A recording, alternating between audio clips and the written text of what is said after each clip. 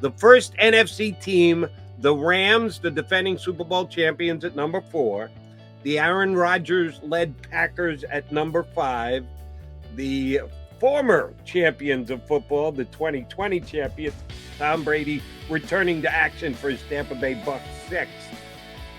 And 4th in the AFC as the 9th power-ranked team in the National Football League, the Philadelphia Eagles. Only 3 teams in the NFC does he rank higher: Rams, Packers, Bucs. Behind the Eagles at 10th, the San Francisco 49ers.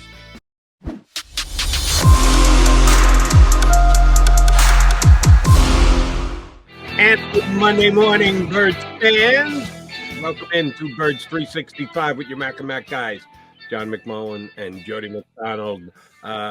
Did you have a good weekend, Mr. McMullen?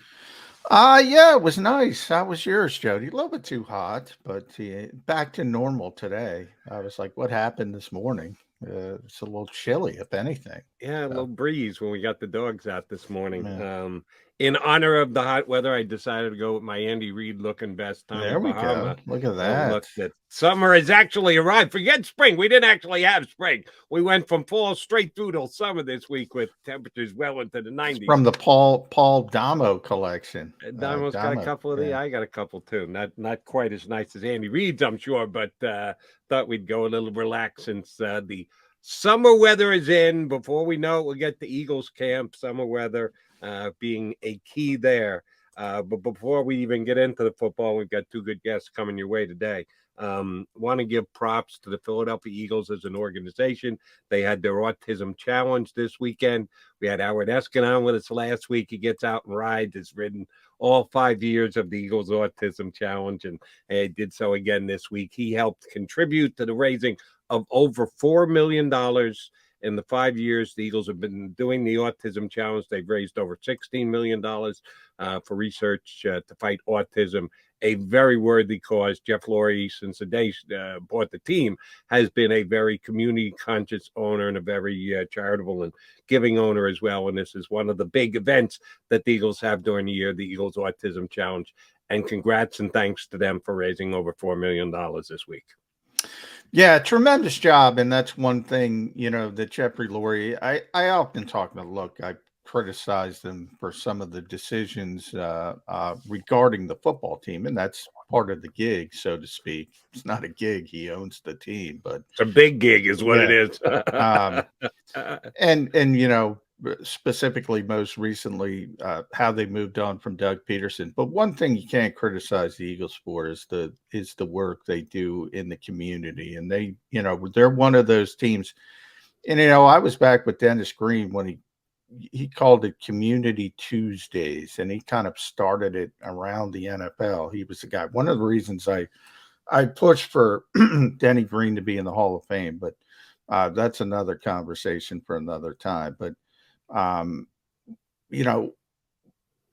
sometimes people get caught up in the football part of it. Understandable, because people are passionate. But when you see things like that, it is really, gives you a moment to step back and say, there's bigger things than football, and the Eagles do a lot for this community, and they have done a lot since, as you mentioned, since Jeffrey Lurie really got here. And this is his passion. I mean, it's been his passion, autism, for years, and obviously has, it's affected his family. So, yeah, wonderful job. There's nothing else you can say about it except all positive.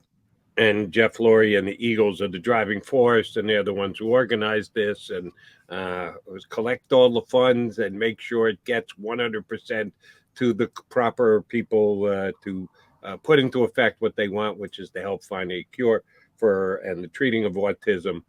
But Howard Eskin et al. And all his buddies who went out there and either walked or ran or biked, they're as much a part of this as Jeff Lurie is, because they're the ones that are actually doing the work.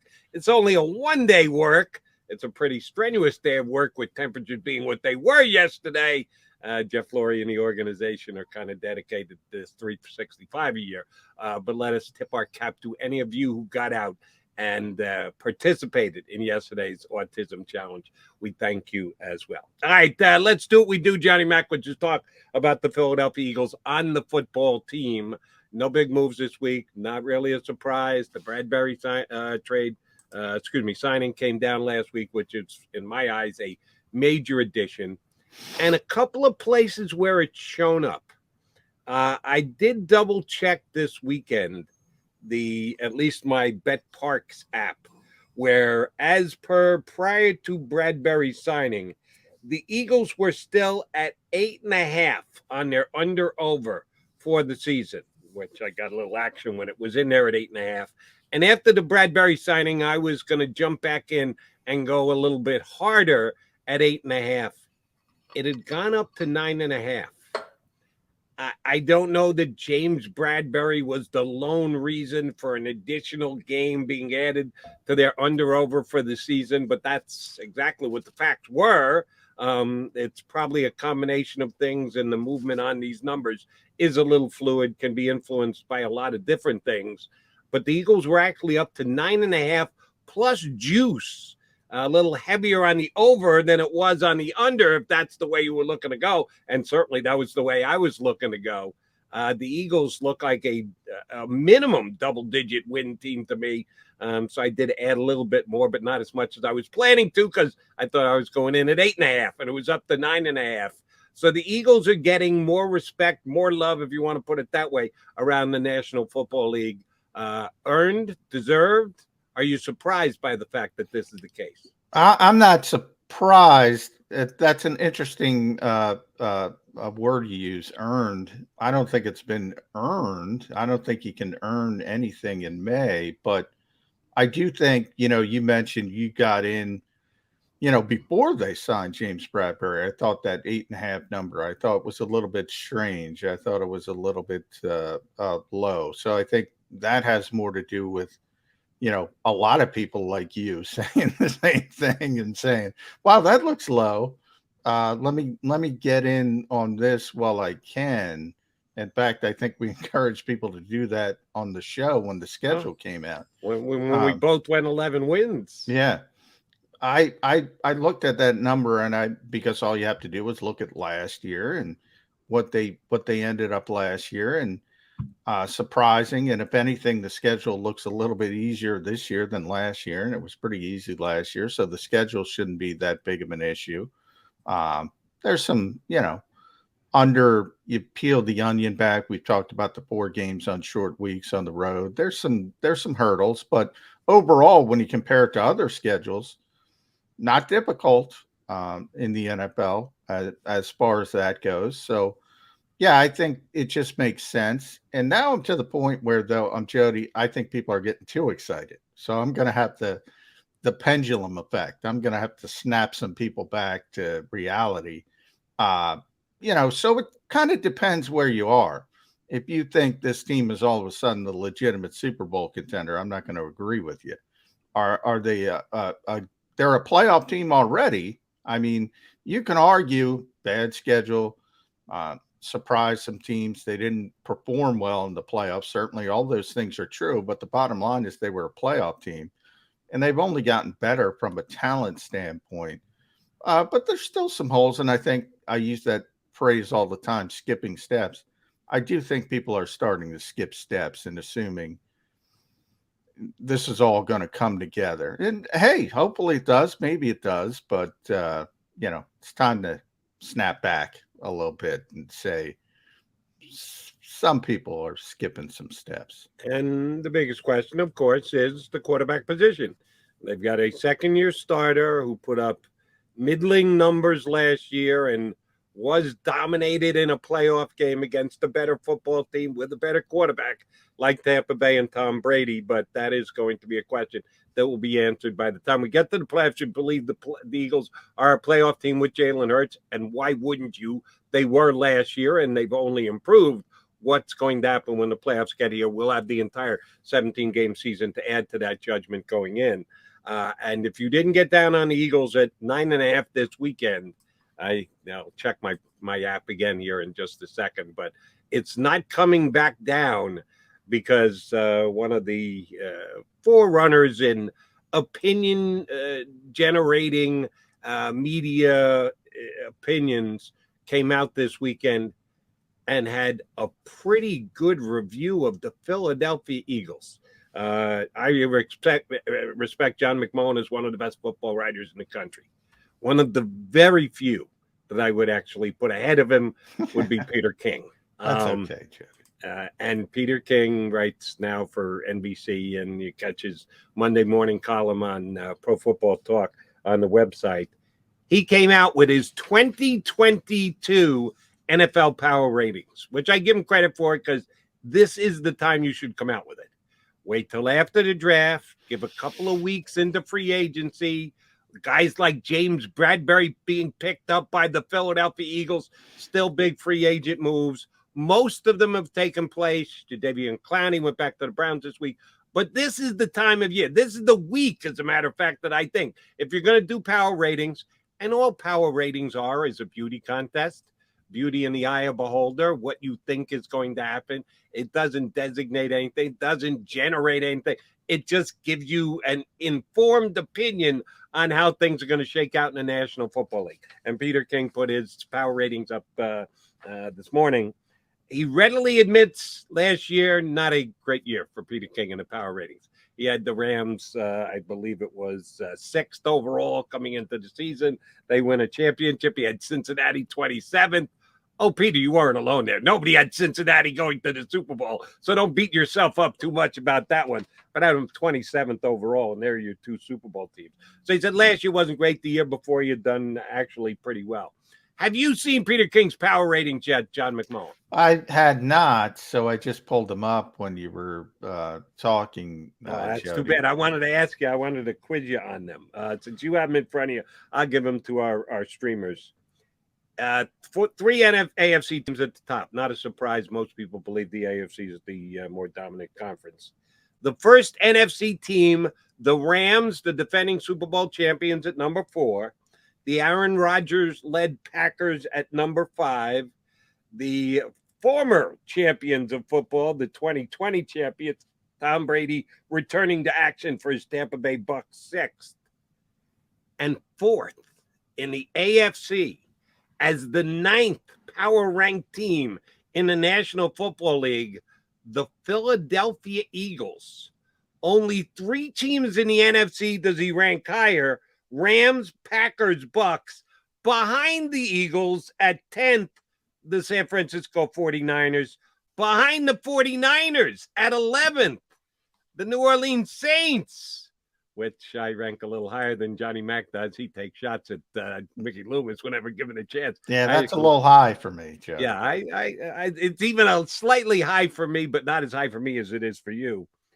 And at 15th in the NFC, 15th overall, and 1, 2, 3, 4, 5, 6, 8th in the NFC. The Dallas Cowboys at 15th. He's got the Eagles at 9th and the Cowboys at 15th. We asked the question last week, have the Eagles caught the Cowboys? According to Peter King, they've caught the Cowboys. They've passed the Cowboys. They've damn near lapped the Cowboys if the Eagles are 9th and the Cowboys are 15th. Peter King's on the Eagle train, Johnny Mac. Yeah, he is. And that's, it's another example of where we're going. Look, we had Jason Cole on the show last week, and I asked him that same thing. I think it's pretty clear. Peter and I certainly agree on the top 3 teams in the NFC. And whatever order you want to put them in, I wouldn't argue, to be honest. And that's the Rams, the Packers, and the Bucks. I think he can make arguments for all to be the best team in the NFC. And those to me, and then there's a drop off to number 4. And Cole went immediately to the 49ers, which is probably correct. I talk all the time about my respect for Kyle Shanahan, but there's some concern over the quarterback position there. And that's about it, by the way. So, Trey Lance turns into what they think Trey Lance can be. All of a sudden, that's a really, really good football team. And if they have to go with Jimmy Garoppolo, they're going to have to win the same way they sort of won last year. And it's going to be more game manager, more blood and guts football, more running the football, more physicality. But they can do that. They've proven they can do that with a Super Bowl run and a pretty deep playoff run as well over the past couple of seasons. So I don't know. That's an example to me of skipping steps, what I was talking about. I can't say the Eagles are better than that team right now. Dallas is the most interesting one, obviously. And I think on paper I've described it like this. I think the Eagles have the best roster of those two teams from 2 to 52, as we say, but they have the better quarterback. So, and I would say they also have the bigger playmakers, especially on the defensive side of the ball. When you talk about Micah Parsons and DeMarcus Lawrence and Trevon Diggs, guys who make those big splash plays. I've talked about making the splash plays. We got to see. Now, the Eagles have some potential to now develop players like that. But again, we have to see it. I can make that argument that the Eagles are better than the Cowboys. I think, as I said, they have more overall talent now. Then when you go down from there, look, Minnesota's an interesting team to me because they can go either way to me, because it's all going to be about the head coach. And I go back to Matt Nagy's first year in Chicago when he won 12 games. I could see Minnesota doing that because they have enough talent, especially with, Jefferson and Thielen and Cook and Hunter, and they still Eric Kendricks and on and on and on. Or, he could be out of his depth as a rookie head coach, and they can go the opposite way. So I'm not going to argue that the Eagles should be ahead of them. The two interesting teams, one AFC, but we're sticking with the NFC. Arizona 22. I don't know. I can't do that. I mean, I have a lot of problems with Arizona. A lot of problems. Starting with the head coach. I don't think he's a very good head coach. I don't think he belongs in this league. I think it was a reach when they did him. But they won a lot of football games because they have a lot of talent. And it starts with the quarterback. It might be a pain in the you-know-what, but he can make a lot of plays. And when you start talking about the Arizona Cardinals and saying, well, they don't do this in the playoffs and they falter down the stretch of the season. Oh, yeah, but they're there, though, because they're winning games early because they got more players than you do. And Kyler Murray's capable of just, really putting up some big numbers, both throwing the football, running the football, just making plays all over the place. That is way low for me for Arizona. So, there's some things, but I can see where Peter's going. His thought process is, well, the coach isn't very good. They're having troubles with the quarterback. Maybe they take a step back. Maybe, but maybe the talent takes over and Kyler Murray's Kyler Murray and they win a lot of games again. Right. Peter King's making a prediction with that ranking. He thinks Kyler Murray isn't going to be the quarterback for the Cardinals. Who's the Cardinal backup quarterback, John? That's a good question. Yeah, I don't know. Yeah, well, you don't know. I don't know. That answers the question. If you think Kyler Murray is going to say, hey, no contract extension, I'll just sit at home. Thank you very much. Which, remember, he was drafted in the first round of the baseball draft, went and played a couple minutes of minor league baseball and said, see you later, A's, and decided to go up to the National Football League, which was a pretty good decision on his part. But he's not afraid to walk away when he thinks he's being either mistreated or there's a better situation out there for him.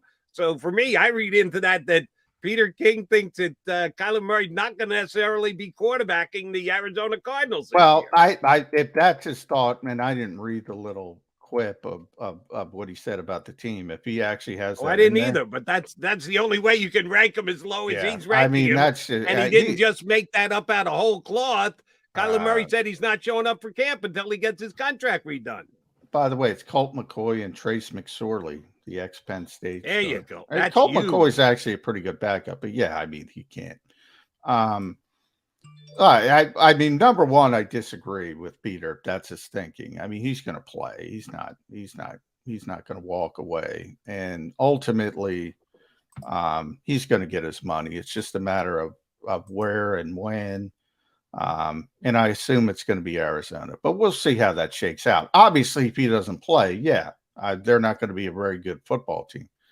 To bet on that, we were talking about bets and betting on over 8.5. I wouldn't bet on that. I wouldn't bet on somebody walking away from their career at the height of their career with all the money that they know is coming down the road. Might you be a little bit disappointed that you don't get it? Is it, immediacy? Yeah, perhaps. But if Kyler Murray doesn't play for the Arizona Cardinals this year, I would be stunned.